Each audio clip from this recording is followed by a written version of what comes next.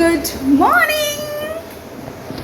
হঠাৎ ভাবলাম যে তোমাদের সাথে আমার আজকের ব্রেকফাস্টের রেসিপিটা শেয়ার করি। এখানে আমি নিয়ে নিয়েছি কাবলি চানা, মুগ আর ছোলা, আর ডিমটাকে সিদ্ধ বসিয়ে দিয়েছি। একসাথেই দুটো সিদ্ধ হচ্ছে, আর সেখানে আমি সাথে সাথে কেটে নিচ্ছি শসা, টমেটো, আর তার সাথে আমি ডিমও কেটে নিয়েছি। ডিমটা জাস্ট বয়েল এগটা কেটে নিয়েছি, স্লাইস করে নিয়েছি। সব কিছু ভালো মতো সিদ্ধ হয়ে গেছে। এবার সবগুলো মিক্সিংয়ের পালা। সদ্য ডায়েট স্টার্ট করেছি।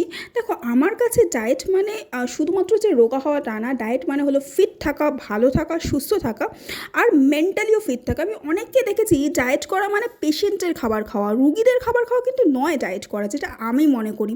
তুমি একটা রুগীদের খাবার একদম সিদ্ধ বা একদম মানে কোনোরকম স্বাদ ছাড়া খাবার কতদিন খেতে পারবে, তাই না?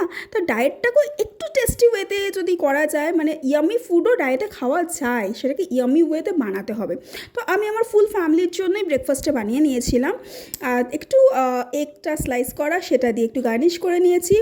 অ্যান্ড আমার মনে হয় কি জানো তো, যে সকালবেলা ফার্স্ট মিলটা যদি ভালো খাওয়া যায় না, তাহলে সেটা আমাদের মাইন্ডকেও খুব হেলদি মাইন্ড যেটা বলে, বা আমরা মেন্টালিও ফিজিক্যালিও দুটোভাবেই খুব ভালো থাকি। তো ভালো থাকাটা কিন্তু খুব জরুরি।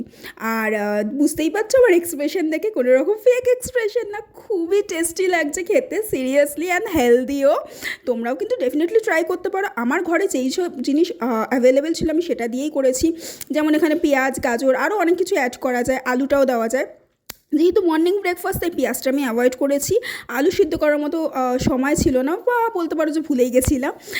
তো সেক্ষেত্রে কিন্তু আমার যেটা প্রিপারেশনটা হয়েছে সেটা কিন্তু দুর্দান্ত লেগেছে। তোমরাও কিন্তু ট্রাই করো, আর তোমরা যদি এক্সট্রা কোনো কিছু অ্যাড করো সেটাও আমাকে জানিও। চলো টাটা, আজকের জন্য বাই।